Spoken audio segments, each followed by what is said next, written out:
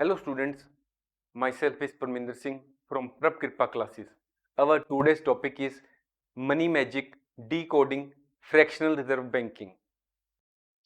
After going through this course, the students will understand what is the meaning of fractional reserve banking, why do commercial banks need to hold reserves in fractional reserve banking, whether separate ratio is assigned for cash and funds at central bank in the fractional reserve banking system.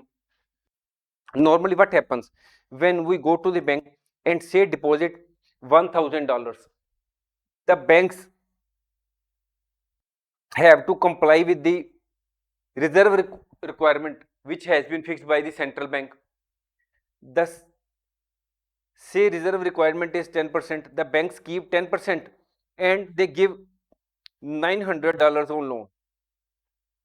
So now we will understand whether this reserve requirement is further subdivided into how much percentage should be in cash, how much percentage should be in funds which are to be parked with central bank, whether separate ratio is fixed where the total is this. Now how the fractional reserve banking works, this $900 is again treated as deposit and it is again given on loan after keeping fractional reserve. We will understand all this.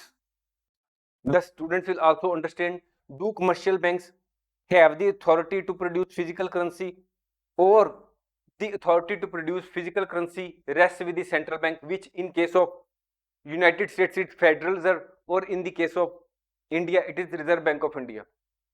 Now the students will also understand, why do most countries grant the central bank the sole legal power to issue physical cash? It means that why physical cash is only issued by the central bank in most countries.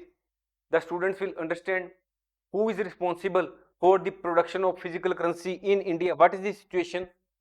What is the scenario as regards to India so far as the physical currency production is concerned? How do commercial banks generally acquire physical cash to meet their operational needs, to feed the ATMs or provide cash to the teller services?